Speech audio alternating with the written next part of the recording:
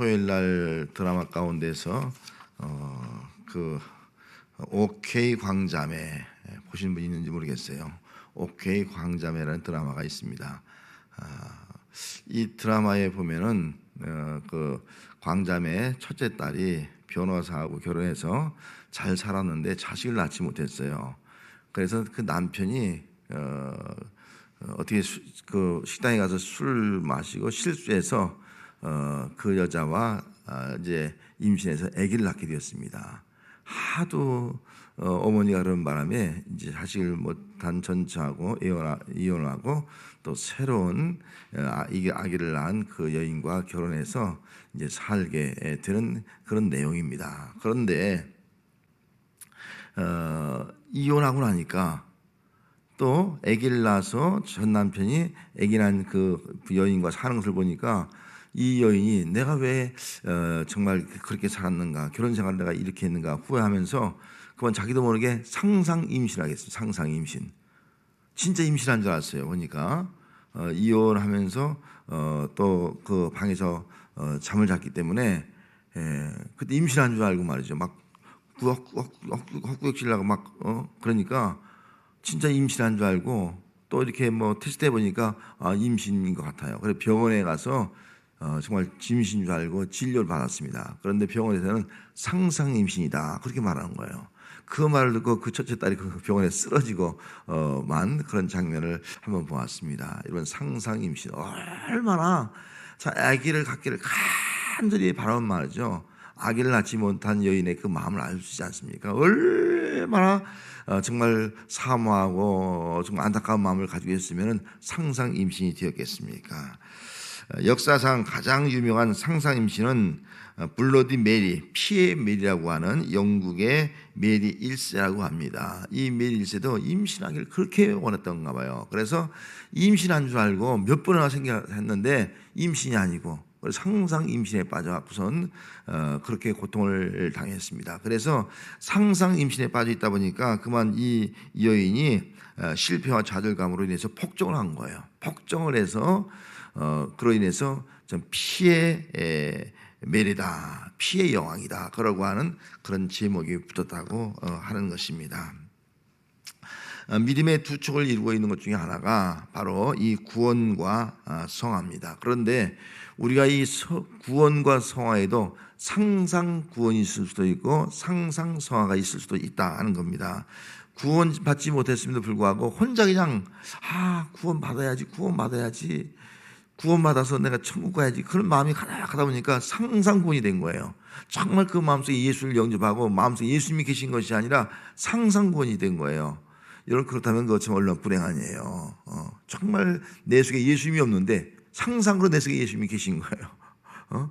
그러면 그 사람이 정말 거듭날 수 있고 또 하나님의 자녀가 될 수 있고 구원받을 수 있겠느냐 천국에 갈 수 있겠느냐라고 할 때 그 속에 예수님이 없으니까 상상으로 있는 것이니까 구원받을 수 없는 것이 아니겠습니까? 그래서 상상 구원을 하고 있는 성도들이 있을 수 있다 하는 겁니다. 뿐만 아니라 이제 상상 성화입니다. 나는 구원받았어. 그래도 불구하고 구원받은 자로 살지 못하고 있음에도 불구하고 너무 자기 자신을 몰라.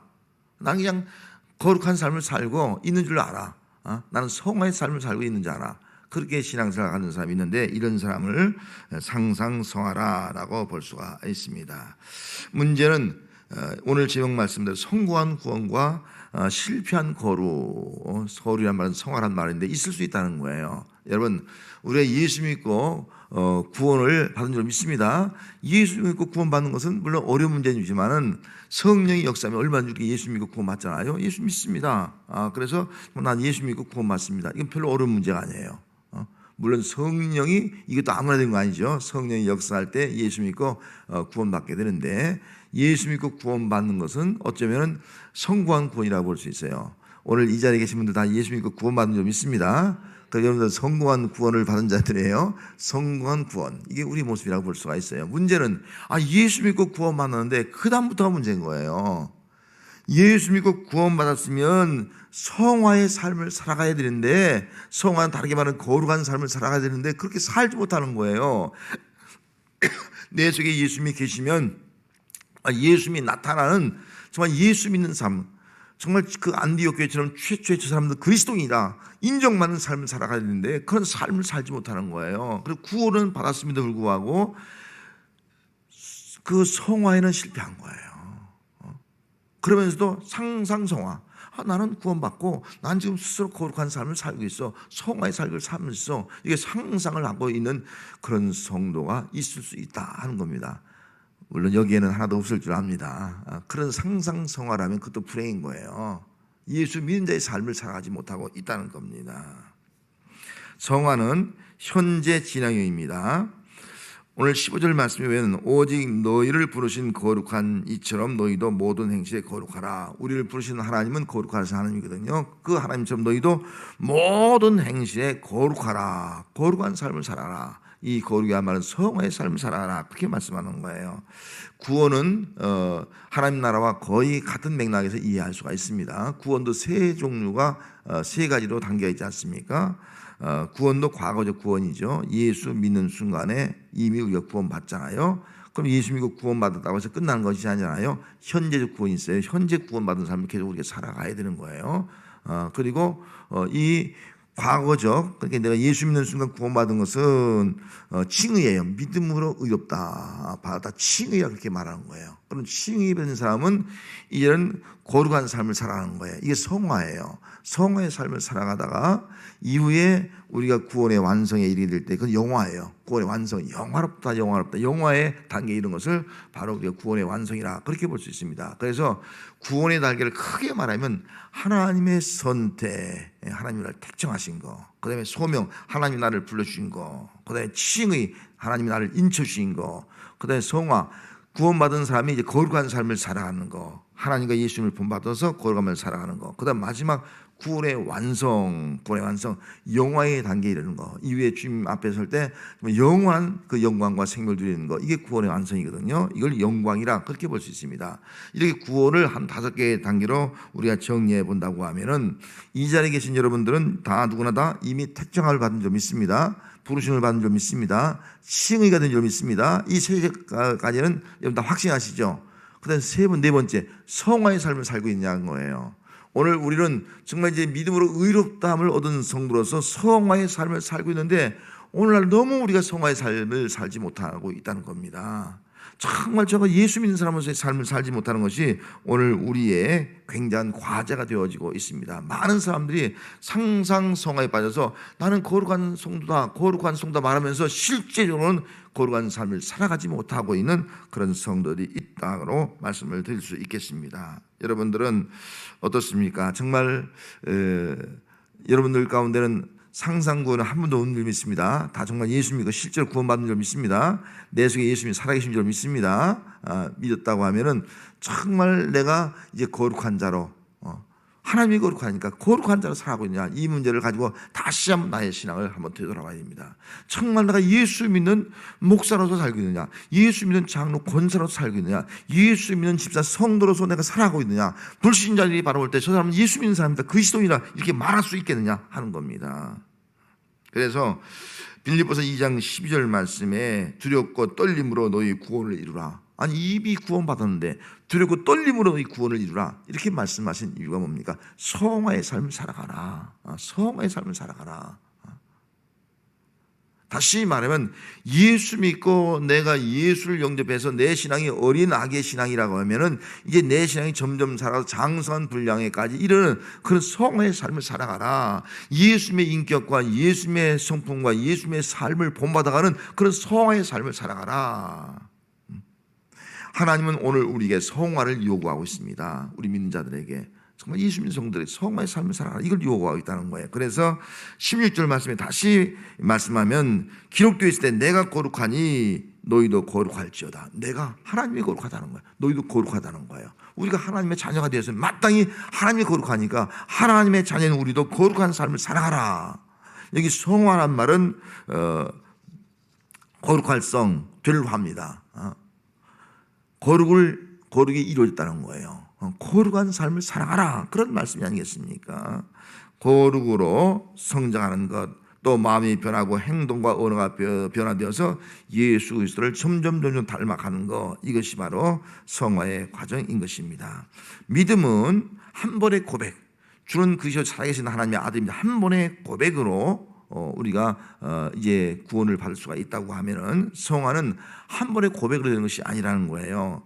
우리는 한번 예수 믿고 구원받았으면 그 다음에 예수님이 내 마음속에 계시면 예수님의 성품과 예수님의 그 마음과 예수님의 인격 행위를 닮아가는 거예요. 그래서 믿음으로 구원받는 것은 한 번의 행위라고 본다면, 성화는 반복적인 거예요. 반복적으로 끊임없이 반복해서 계속 반복적으로 자기 자신을 훈련시키면서 반복해 나가는 것이 바로 하나의 성화의 삶이라고 볼 수가 있는 것입니다. 예수님께서 가늠한 여자가 잡혔잖아요. 돌로 치는데 예수님께서 그 여인을 용서한 거예요. 그리고 하신 말씀이 다시는 죄를 벗지 말라, 그렇게 말하는 거예요. 다시는 죄를 벗지 말라. 이 말이 뭐예요? 다시는 간음죄 짓지 말고, 이런 죄 짓지 말고, 이제는 거룩한 삶을 살아가라. 다시는 이런 죄 짓지 말고 과거의 죄에서 떠나서 이제 구별된 삶을 살아가라. 간음죄 짓던 그 자리에서 떠나가라는 거예요. 도둑질한 자리에서 떠나가라는 거예요. 우리 세상에 죄 범죄한 그 자리 떠나가라는 거예요. 그래서 구별된 삶, 이제 과거와 구별된 삶을 살아가라, 이 말씀을 하고 있는 것이 아니겠습니까? 이것이 바로 성화예요. 구원받은 성도에게 예수님은 성화의 삶을 살도록 요구하고 있는 겁니다. 구별된 삶을 살아가라, 이걸 요구하고 있는 것입니다.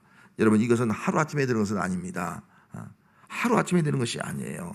거룩한 삶이 되는 것은 조금씩 이루어지게 되는 것입니다. 정말 예수님과 함께 동행하면서 계속 나 자신을 내가 닦고 훈련하고 또 반복하고, 그래서 이루어져 가는 것이 바로 이 성화의 삶이다 하는 겁니다. 여러분, 우리는 다 부족하잖아요. 저도, 여러분 다 부족하잖아요.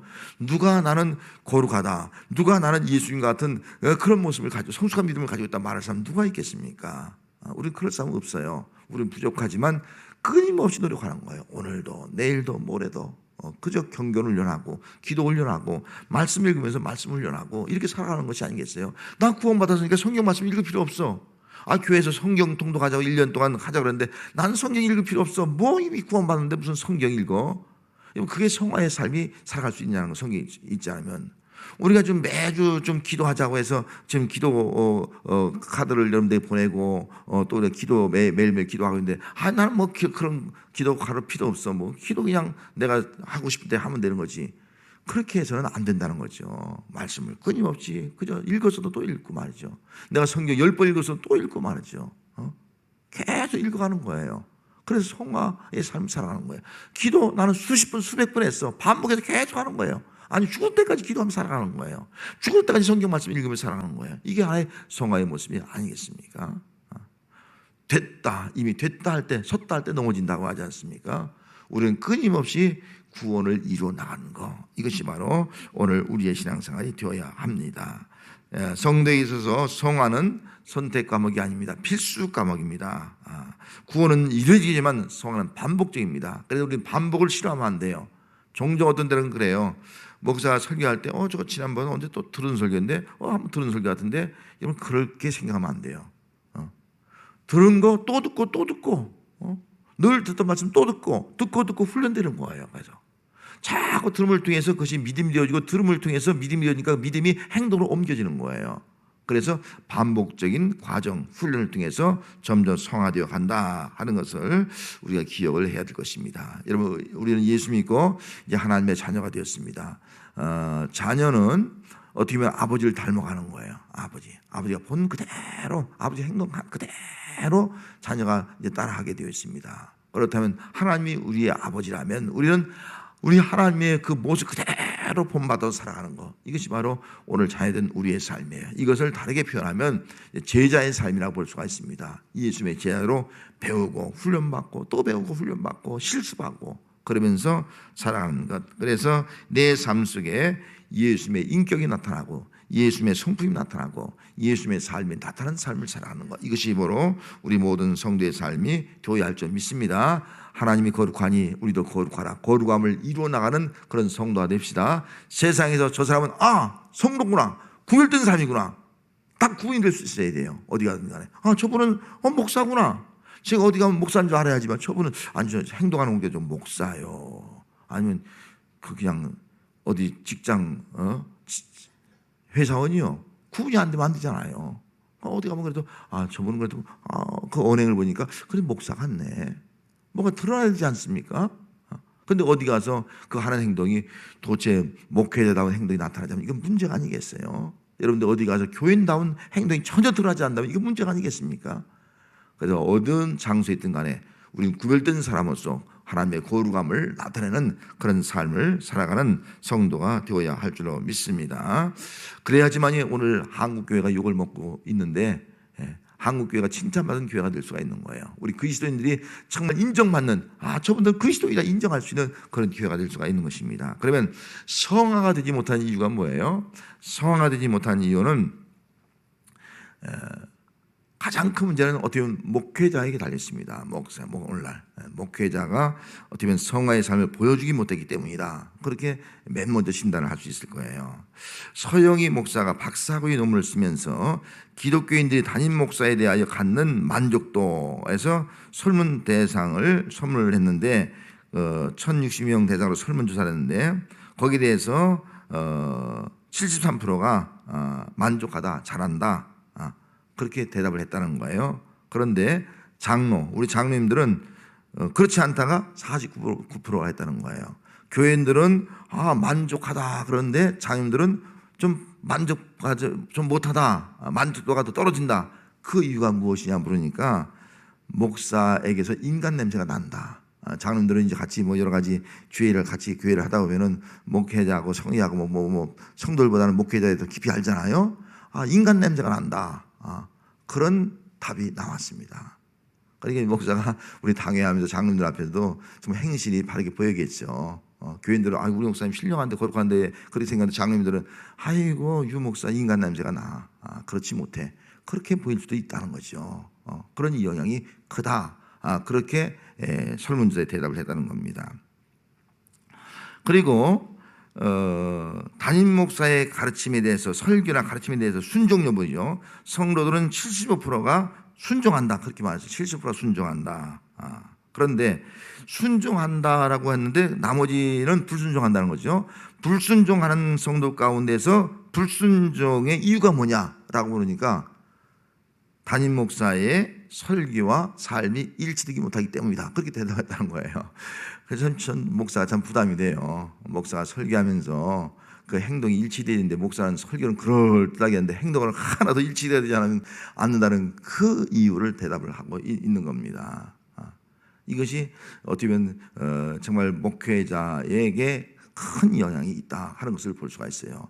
목회자가 정말 성화의 삶, 구별된 삶, 말씀과 행함의 일치의 삶을 살지 못하니까 그런 것이 비춰지니까 성도들도 그렇게 살아갈 수밖에 없지 않느냐 하는 그런 진단을 하고 있는 것을 볼 수가 있습니다. 서울대 명예교수 정진홍 그 명예교수님이 한번 서울에서 지하철을 타고 가다가 금지사항 목록을 발견했습니다. 그 지하철 금지사항 목록에서 이런 제목이 쓰여 있습니다.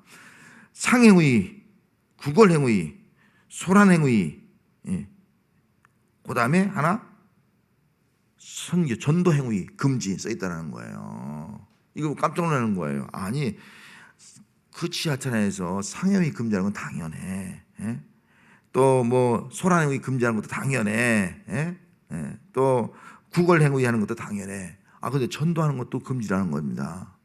이걸 보고 놀라는 거예요. 어떻게 이 성스러운 전도하는 것, 예수님을 전하는 것이 금지 행위가 되었을까? 어떻게 상행위라든지 이런 소란행위라든지 똑같은 반열에 서게 되었을까 하는 것을 보고 충격을 받았다는 거예요. 마침 40대 남자가 지하철에서 전도를 합니다. 전도하는데 예수 믿으시오. 예수 믿어 천국 갑니다. 예수 천국 불신 지어. 그렇게 전도를 하지 않습니까? 전도를 했어요. 근데 시끄럽다고 항의합니다. 시끄러워요. 조용히 하세요. 믿지 않는 사람이 그렇게 말할 수 있지 않습니까? 그러니까 이 사람이 외치는 거예요. 지옥 가려고 그래? 아무 소리 말고 예수를 믿어. 그렇게 대답을 하더라는 겁니다. 그러자 한 승객이 또 하는 말이 내가 교회를 가고 싶어도 저런 사람 때문에 내가 교회 가기 싫다고, 저런 사람들 때문에 교회 가기 싫다고, 정말 교회를 다니면 고이 다니지 미쳤다고 그렇게 말을 하더란 겁니다. 여러분, 전도에 대한 열정 우리가 가져야 되죠. 하지만 성화가 없는 열심은요, 오히려 덕이 되지 않을 수 있다는 겁니다. 이걸 광신이라고 말할 수 있어요. 이런 광신과 헌신의 차이가 뭐예요? 광신은요, 욕을 먹는 거예요. 열심히 하는데. 헌신은 뭐예요? 열심히 하는데 존경받는 거예요. 이게 광신과 헌신의 차이예요. 열심히 하는데 욕을 먹으면 광신인 거예요. 열심히 하는데 존경받은 게 헌신이 되는 거예요. 우리가 열심히 해야 됩니다. 열심히 보고 주를 섬겨야죠. 열심히 복음도 전해야죠. 주님 오실 때까지 전해야죠. 하지만 그것이 욕이요, 욕이 교회가 욕먹고 또 하나님 앞에 하나님이 욕먹고 하나님 영광 가린 일이 되지 않도록 할 때, 그것이 바로 진정한 전도의 헌신자가 될 수 있다 하는 겁니다. 여러분, 우리의 헌신이, 우리는 우리의 열심이 광신이 아니라 헌신이 되어야 할 점이 있습니다. 내가 열심히 봉사하고 열심히 전도하고 열심히 뭐 하는 것들이 정말 존경받고 하나님 앞에 영광이 될 수 있는 그런 삶을 살아가는 우리 거룩한 성도들이 되어야 할 줄 믿습니다. 어느 동네 슈퍼마켓에 주인이 손님에게 말하는 거예요. 우리 동네 교회 목사님이 새로 오셨는데 설교를 참 잘한대. 슈퍼마켓 주인이 전도해 주는 거예요. 얼마나 감사해요. 우리 교도 치매 이 주변에 있는 떡집이라든지 막 이런 데서 교회를 전도해 주는 거예요. 이거 감사하죠. 목사님이 설교를 참 잘한대. 전도했어요. 그러니까 그 손님 하나가 어디 주인장은 그 교회 나가십니까? 그러니까 나 교회 안 나가요. 교회도 안 나가는데 어떻게 그 목사님의 설교가 훌륭한지, 설교 잘한지 당신이 어떻게 알아? 그렇게 다시 되물었습니다. 그때 이 슈퍼마켓 주인이 한 말이, 그 교회 다닌 집사람이 있는데 지금까지 그냥 외상값 갚으라고 해도 외상값을 갚지 않더니 목사님이 오신 다음에 설교 듣고 나서 외상값을 갚더라고. 그거 보니까 목사님 설교가 대단해. 그렇게 외상값을 갚다는 사람이 외상값을 갚으니까 목사님 정말 설교 잘한다고 아마 그렇게 이야기를 하더란 겁니다. 여러분, 정말 이게 성화가 아니겠어요? 뭔가 말씀을 듣고 내 삶이 변화되는 거예요. 그럴 때 주변 사람들이 인정하는 거예요. 정말 참된 그리스도인이구나, 인정을 받게 되는 것이 아니겠습니까? 성화는 예배당에서 만나고 일어나는 섬김과 거룩함만이 아니라는 겁니다. 성화는 예배드리면서 받은 은혜를 가지고, 그 말씀을 가지고 세상에 나가서 내 삶에 실천하고 내 삶 속에 부족하지만은 하려고 부단히 실패하고 실패해도 노력하면서 계속 거듭거듭 해나가는 거예요. 반복적으로. 그것이 바로 성화고, 그런 삶을 통해서 예수님이 나타난 삶을 살아가는 것이 성화다 하는 것입니다. 성도 여러분, 나는 어떤 성도입니까? 정말 우리가 예수 믿고 구원받은 성도가 되었다고 하면은 이제 구원받은 성도로 살아가야 될 줄 믿습니다. 정말 야곱이 이스라엘로 바뀌듯이 말이죠. 우리 삶이 뭔가 바뀌는 거예요. 사울이 바울로 바뀌듯이 말이죠. 뭔가 우리의 생각이, 가치관이 바뀌는 거예요. 죄인이 의인이 되었듯이 이제는 의로운 자로 살아가는 겁니다. 이제는 일반 사람이 아니라 그리스도인이 되었듯이 말이죠. 이제 그리스도인의 삶을 우리가 살아가야 하는 것입니다. 오늘 제목 그대로 성공한 구원. 여러분, 성공한 구원으로 끝나지 말고요. 실패한 성화가 되지 말고요. 성공한 구원이 되었으면 또 성공한 성화의 삶을 살아가는 우리 모든 성도가 되시기를 주의 이름으로 축원합니다. 기도하겠습니다.